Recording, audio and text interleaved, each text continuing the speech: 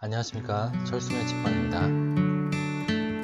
네, 오늘 이 시간에는 생물학과 역사학을 결합한 관점에서 인류사를 소개하는 유발 하라리의 사피엔스라는 책을 여러분들한테 소개해 볼까 합니다. 네, 저자인 유발 하라리는 이스라엘 하이파에서 태어나 2002년 영국 옥스퍼드 대학에서 중세 전쟁사로 박사학위를 받았다고 합니다. 전공은 중세 역사와 전쟁 역사로 역사와 생물학의 관계, 역사의 정의는 존재하는지, 역사가 전개됨에 따라 사람들은 과거에 비해 더 행복해졌는지 등 거시적인 안목으로 역사를 보는 연구를 계속하고 있다고 합니다. 그의 세계사 연구는 유튜브 등의 동영상을 통해 알려지면서 주목받기 시작했고 전 세계 8만 명 이상이 그의 수업을 듣고 있다고 합니다. 이 책 사피엔스는 약 135억 년 전 빅뱅으로 물리학과 화학이 생겨나고 약 38억 년 전 자연 선택의 지배 아래 생명체가 생겨나 생물학이 생기고 약 7만 년 전 호모 사피엔스 종이 발전하여 문화를 만들고 역사를 개척하는 지점부터 시작합니다. 저자 유발 하라리는 과거에서 오늘날까지 이 거대한 수만 년의 역사를 관통하여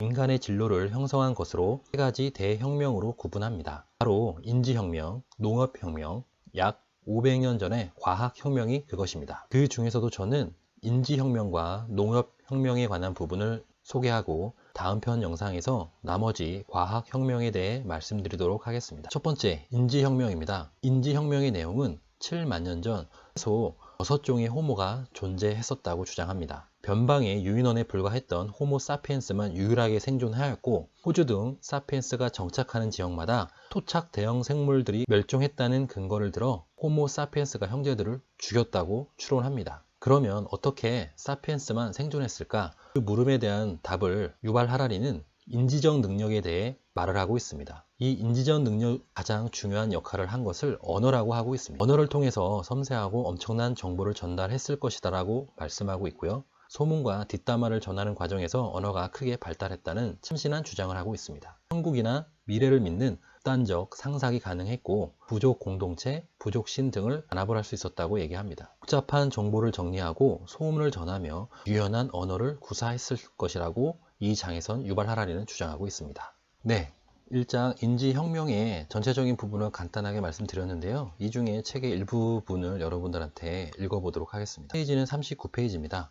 인지혁명에 대해서 얘기하고 있습니다. 네안데르탈린과 데니소바인이 사피엔스에 합병된 것이 아니라면 이들이 사라진 이유는 무엇일까? 하나의 가능성은 사피엔스가 이들을 멸종으로 이끌었다는 것이다. 상상해보자.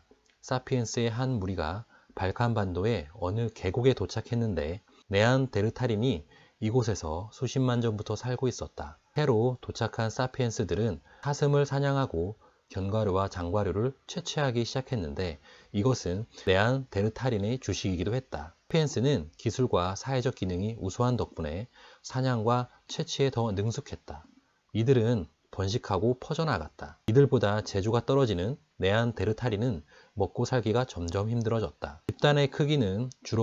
집단의 크기는 줄어들고 서서히 모두 죽어갔다. 이웃의 사피엔스 집단에 합류한 한두 명의 예외를 제하면 말이다. 또 다른 가능성도 있다. 자원을 둘러싼 경쟁이 폭력과 대량 학살을 유발했다는 것이다. 관용은 사피엔스의 특징이 아니다. 현대의 경우를 보아도 사피엔스 집단은 피부색이나 언어, 종교의 작은 차이만으로도 곧잘 다른 집단을 몰살하지 않는가. 원시의 사피엔스라고 해서 신들과 전혀 다른 인간종에게 이보다 더 관용적이었을까? 사피엔스가 네안데르탈인과 마주친 결과는 틀림없이 역사상 최초이자 가장 심각한 인종 청소였을 것이다. 네, 다음 40페이지에는 언어에 대한 얘기가 나오고 있습니다. 이 언어에 대한 부분도 한번 읽어보도록 하겠습니다. 사피엔스의 탓이든 아니든 사피엔스가 새로운 지역에 도착하자마자 그곳에 토착 인류가 멸종했다는 것은 사실이다. 호모 플로엔시스의 마지막 흔적은 약 5만 년 전으로 거슬러 올라간다. 호모 데니소바는 직후 사라졌다. 네안데르탈인은 약 3만 년 전 증발했다. 플로레스 제도의 난쟁이 비슷한 인류는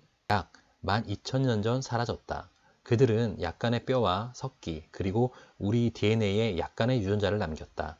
그리고 해결되지 않은 문제를 수없이 남겼다. 그들은 또한 우리를, 최후의 인간종인 호모 사피엔스를 뒤에 남겼다. 사피엔스의 성공 비결은 무엇일까?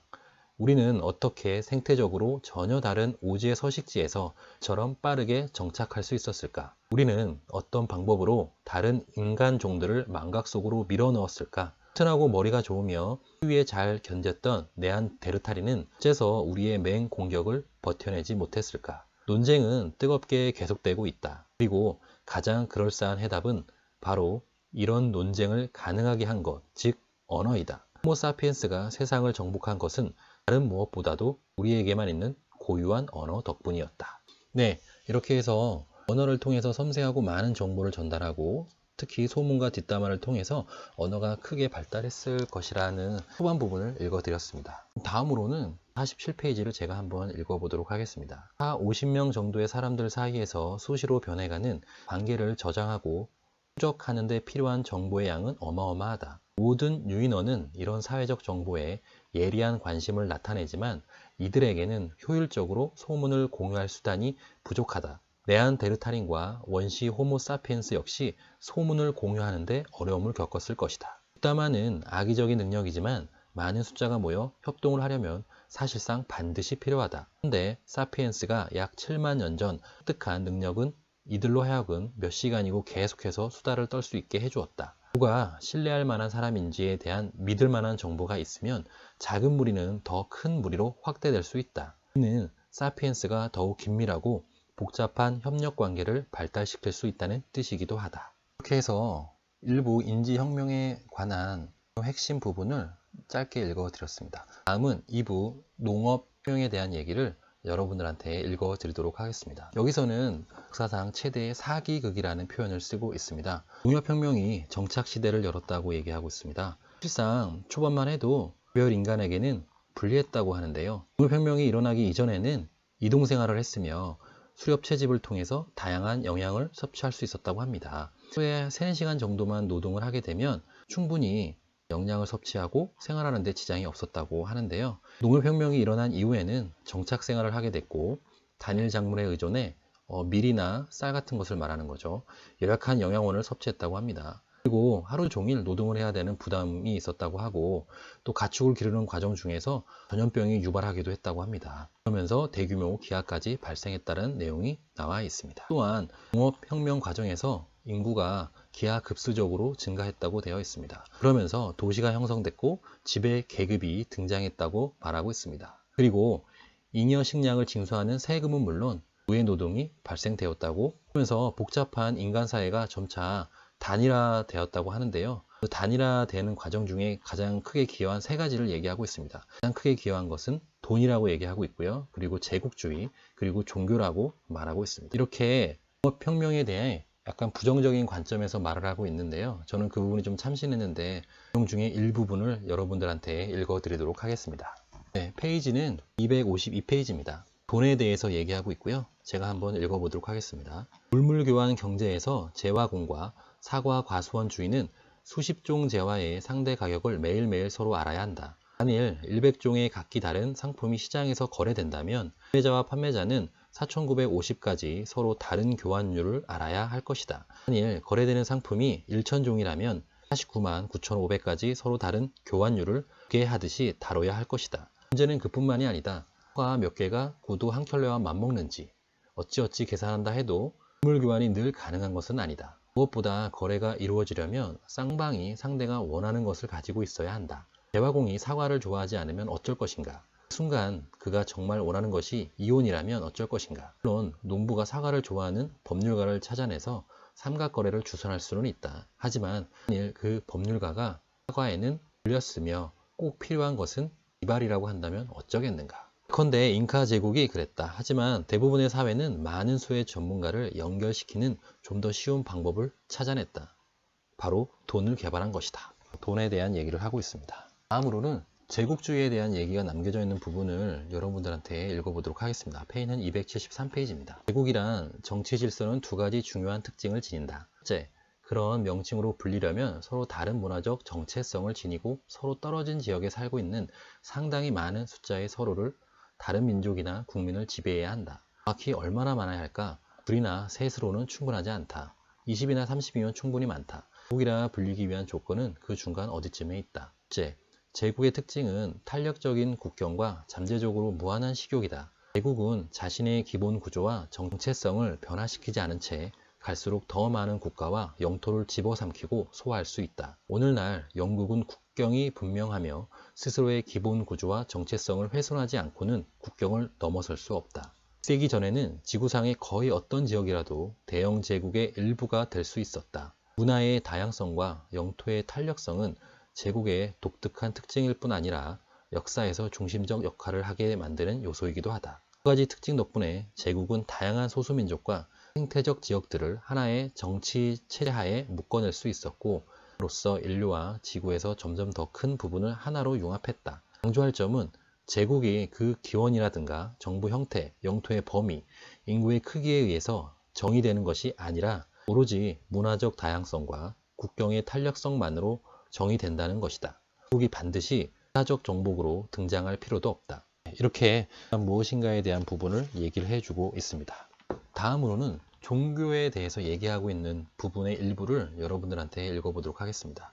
페이지는 298페이지입니다. 오늘날 종교는 흔히 차별과 의견 충돌과 분열의 근원으로 여겨진다. 하지만 실상 종교는 동과 제국 다음으로 강력하게 인류를 통일시키는 매개체다. 모든 사회 질서와 위계는 상상의 산물이기 때문에 모두 취약하게 마련이다. 사회가 크면 클수록 더욱 그렇다. 종교가 역사에서 맡은 핵심적 역할은 늘 이처럼 취약한 구조에 초월적 정당성을 부여하는 데 있었다. 종교는 우리의 법은 인간의 변덕의 결과가 아니라 절대적인 최고 권위자가 정해놓은 것이라고 단언한다. 이러면 최소한 몇몇 근본적인 법만큼은 도전받지 않을 수 있었으므로 사회의 안정을 확보하는 데 도움이 되었다. 따라서 종교는 초인적 질서에 대한 믿음을 기반으로 하는 인간의 규범과 가치 체계라고 정의할 수 있을 것이다 라고 유발 하라리는 말을 하고 있습니다. 이렇게 해서 역사학자의 관점에서 인류의 과거 및 현재의 모습을 발견하는 책 사피엔스의 일부분을 여러분들한테 소개해 드렸습니다. 이 다음 영상에는 나머지 세 번째 과학혁명에 대해서 여러분들한테 소개하는 시간을 갖도록 하고요. 오늘 첫순회 책방은 모두 마치도록 하겠습니다. 오늘 제 영상이 작게나마 여러분들에게 도움이 되셨다면 좋아요와 구독 부탁드리겠습니다. 감사합니다.